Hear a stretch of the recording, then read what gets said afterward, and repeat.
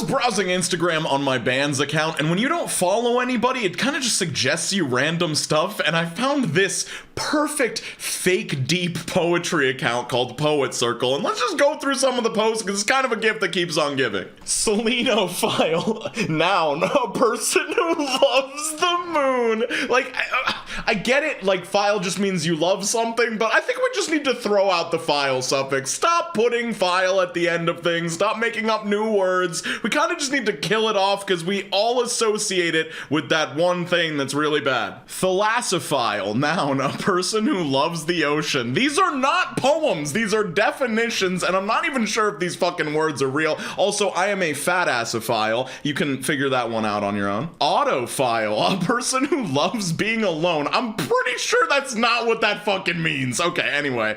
Dendrophile, a person who loves nature. Hodophile, a person who loves traveling and exploring across the world. Would anybody associate themselves, even if they feel these ways about these things, would you call yourself this title? Offline is new peace of mind. Guys, put your phone down, turn off this video, touch some grass. It's a good message.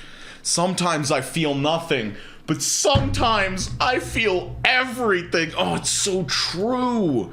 In life, what you really want will not come easily. This is actually kind of like, these are all extremely generic, but some of them are kind of true. Everyone fall in love. I fall in problems. I just fucking hit my guitar. But anyway, I relate to this.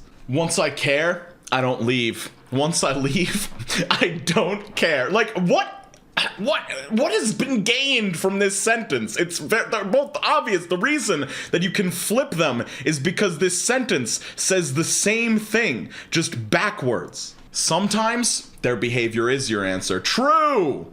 Disagreements are fine. Disrespect is not. Double true. Stop worrying about people who aren't worried about you. Triple true. This is like a greatest hits of the shit that I would see on Facebook in 2009, and me and all my teenage friends would be like, oh my god, I can't believe they said what I was thinking. Self-love is the new relationship status. This is like the boomeriest shit. Grace over grudges. Still trying to heal from the thing I don't talk about. I think I've seen this exact same sentiment. It may not have made it in the video, but I've seen this like 4 or 5 times in different posts. This one, eyes tell what words can't. What? I don't fuck. I guess if you look into somebody's eyes, you can see the truth of what they're thinking, even if they're saying something different, something like that. But what I really want to point out here is the caption. Eyes have a language of their own. I don't have anything wrong with that, but the picture credit is given to respected owner. Now, I'm not gonna lie to you guys and say that I credit every single picture that's in the background of one of my videos, but if you're gonna give credit, maybe actually try and find the fucking name of said respected owner and just say, oh, I respect you, but I'm not gonna go through the effort of actually trying to figure out who the fuck you are. So we're gonna jump right into the worst post I've seen from this page so far: how to date an overthinker. Now, I'm a bit of an overthinker myself, so maybe I could give this advice to a future partner or something. Understand that they can't control their thoughts, and it's not their fault. Okay, I don't think that's super horrible. Most of the time when I'm overthinking, I don't want to be doing it, so not the worst advice off the bat. This is where we fall off a cliff. You need to constantly reassure them that you aren't going anywhere. This is where, like, caring for someone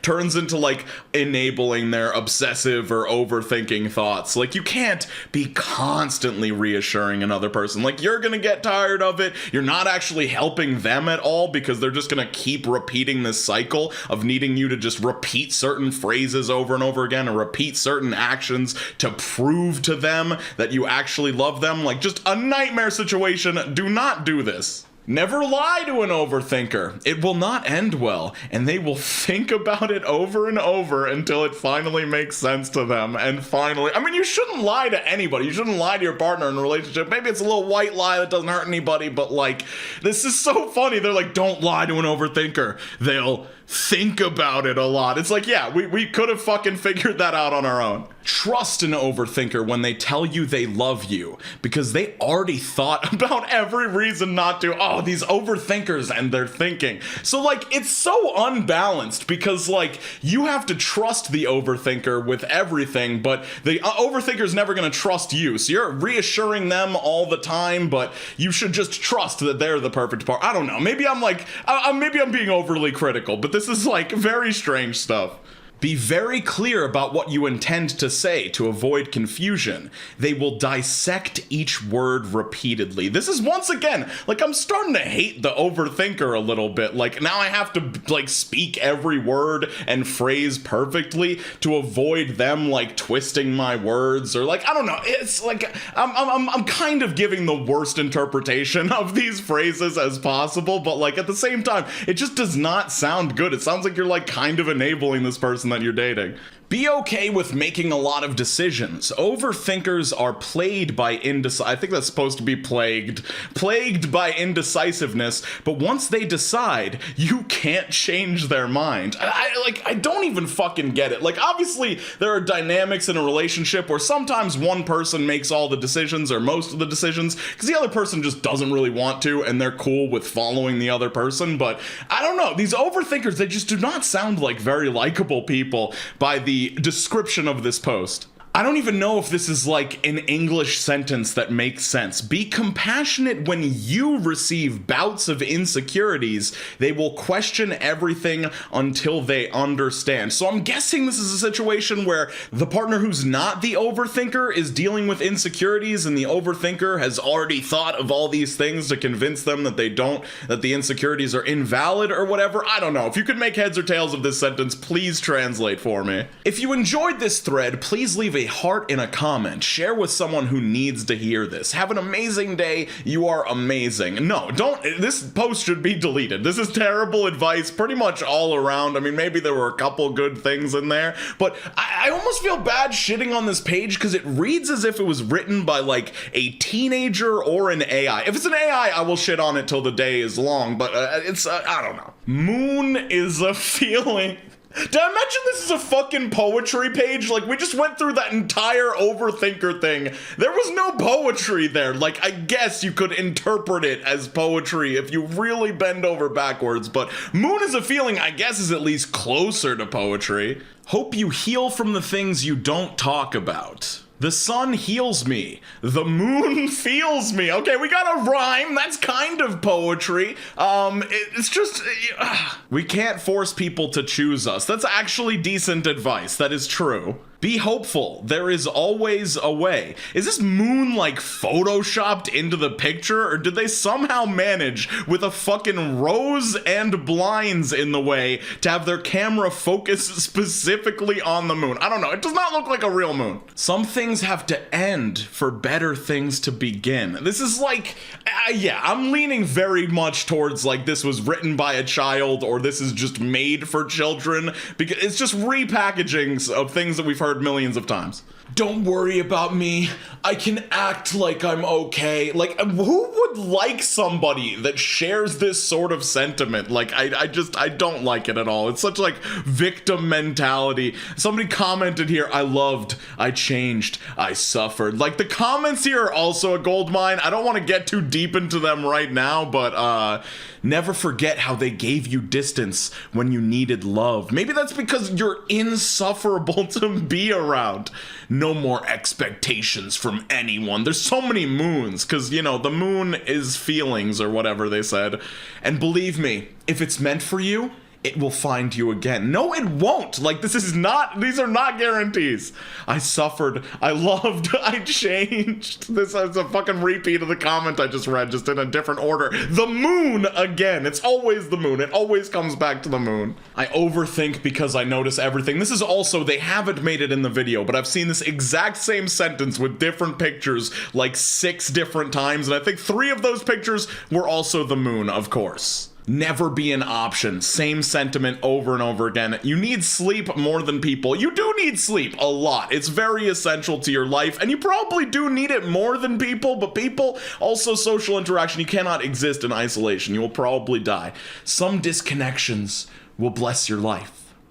We suffer more in imagination than reality. That is the fucking definition of this page. Just making up problems, just making everything way more complicated or deep than it needs to be. There's beauty in not knowing everything. These are just different pictures of the moon. Like, everything is just like, we got 3 in a row of like the moon in the same fucking spaces.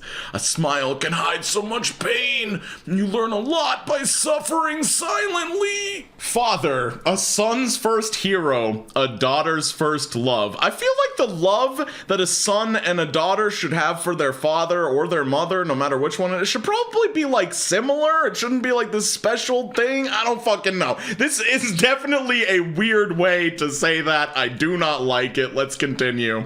One bad chapter doesn't define your whole story.